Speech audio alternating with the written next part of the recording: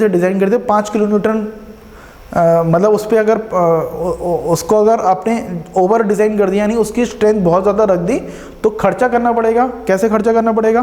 कोई मटेरियल उसका diameter 50 mm का जो डायमीटर है शेफ्ट का काम कर जा रहा है, लेकिन एज अ डिज़ाइन इंजीनियर, आप डिज़ाइन इंजीनियर, आपको बहुत मज़ा आ रहा है डिज़ाइन करने में, आप क्या करो भैया 50 की जगह मैं 75 का रखूँगा, तो वो मटेरियल की कॉस्ट तो जाएगी ना, उतना खर्चा तो करना पड़ेगा ना कंपनी वालों को। तो जैसे जैसे आप फैक्टर ऑफ सेफ्टी बढ़ाओगे, ज़्यादा से ज़्यादा मजबूत स्ट्रेंथफुल डिज़ाइन बनाओगे, वैसे वैसे कॉस्ट जो है वो बढ़ती चली जाएगी। ठीक है, अच्छा अब इस फॉर्मूले पे आ जाते हैं, ultimate stress divided by working stress. तो वर्किंग स्ट्रेस, अगर मटेरियल की ताकत कितनी, स्ट्रेस की यूनिट कितनी होगी, मेगा पास्कल में होगी। सपोज 60 मेगा पास्कल जो हमने निकाली है यूटीएम से, हम काम किस पे कर रहे हैं, 30 पे। सपोज हमने निकाली है, हमने strength of material, ultimate stress हमने निकाल ली है 60 मेगा पास्कल, और हम काम कर रहे हैं किस पे, 30 पे।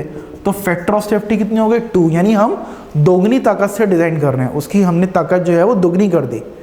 ठीक है, हो सकता है अगर मैं वर्किंग स्ट्रेस 60 रखूँ, अगर मैं वर्किंग स्ट्रेस 60 पे ही रखूँ, तो फैक्टर ऑफ सेफ्टी कितना हो जाएगा, 1।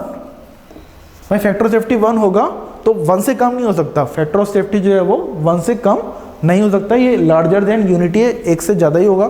तो फैक्टर ऑफ सेफ्टी अगर बने तो हो सकता है कंपोनेंट तब भी फेल ना करे, कंपोनेंट तब भी फेल ना करे, उसकी जो ताकत थी 60 मेगा पास्कल की, उस पर आपने डिज़ाइन कर दिया, तो कंपोनेंट तो तब भी फेल नहीं करेगा। लेकिन हम एज ए इंजीनियर का काम क्या है, हमें रिस्क पे नहीं डालनी है।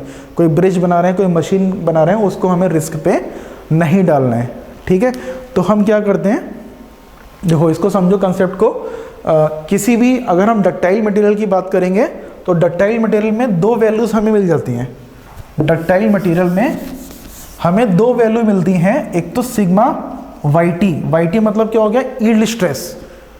सिग्मा वाई टी क्या हो गया, ये टेस्ट हम कहाँ परफॉर्म कर रहे हैं, यूटीएम पे परफॉर्म कर रहे हैं। तो यूटीएम में 2 वैल्यू दे रहा है अगर वो डक्टाइल मटेरियल है, तो सिग्मा वाई टी हो गया, और एक वैल्यू दे रहा है हमें सिग्मा यूटी। तो पॉइंट सी जो कि हमने डिस्कस किया था, अपर यील्ड पॉइंट, पिछले लेक्चर में डिस्कस किया था, इस पर जो वैल्यू आ रही है वो क्या आ रही है, यील्ड स्ट्रेस। कुछ भी हो सकती है। सपोज आप माइल्ड स्टील के केस में, एक मैं हाइपोथेटिकल वैल्यू ले लेता हूँ, सपोज आप माइल्ड स्टील की केस में बात कर रहा हो, मे भी हो सकता है कि 70 हो, और सिग्मा यूटी की वैल्यू में भी 110 मेगा पास्कल हो। इट कुड बी एनीथिंग, यहाँ पर मैंने एक एग्जाम्पल ले लिया समझाने के लिए।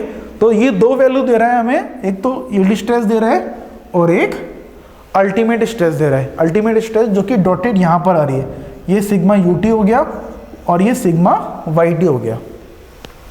वाई टी का मतलब क्या हुआ, यील्डिंग, यानी हमने डिस्कस किया था पिछली बार, मटेरियल में यील्डिंग शुरू हो जाती है, और जब यील्डिंग शुरू हो जाती है, थोड़ा सा भी फोर्स, आप अगर फोर्स नहीं भी लगा रहा हो तो वो उसमें डिफ्लेक्शन हो जाता है। यानी यील्डिंग के समय ही मटेरियल में कुछ ना कुछ डिफेक्ट डेवलप हो जाते हैं, उसका जो क्रिस्टलाइजेशन है वो कहीं ना कहीं चेंज हो जाता है, मॉलिक्यूलर अरेंजमेंट चेंज हो जाता है, यानी कुछ ना कुछ जो है मटेरियल में होने लगता है। यानी मटेरियल अपना नेचुरल नहीं रहता, उसके अंदर कुछ ना कुछ टूट फूट चालू हो जाती है।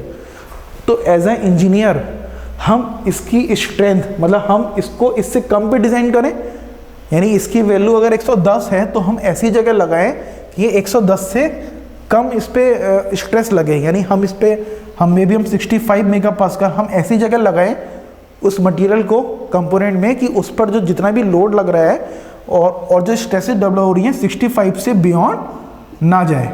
ठीक है, उससे बियॉन्ड ना जाए। तो ये हमारा फैक्टर ऑफ सेफ्टी हो गया। 110 की तो कैपेबिलिटी है उसकी, लेकिन आप डिज़ाइन किस पे कर रहे हो, 65। तो ये जो डिफरेंस है, इन दोनों का जो रेशियो है, ये फैक्टर ऑफ सेफ्टी हो गया। तो फैक्टर ऑफ सेफ्टी क्या हो गया, 110 डिवाइडेड बाई 65। तो 65 क्या हो गया, वर्किंग, और ये हो गया यील्ड। अच्छा, यील्ड भी हो सकता है और अल्टीमेट भी हो सकता है। अल्टीमेट का केस हम किस में लेते हैं, हम ब्रिटिल में लेते हैं। जनरली डक्टाइल मटेरियल को हम हमेशा यील्ड पे ही डिज़ाइन करते हैं, यानी डक्टाइल मटेरियल का हम वेट नहीं करते हैं। अगर ये 110 है, अगर ये 70 है और ये 110 है, तो 70 और 80 पे कभी नहीं करेंगे हम, क्योंकि हमें मालूम है यील्डिंग शुरू हो गई।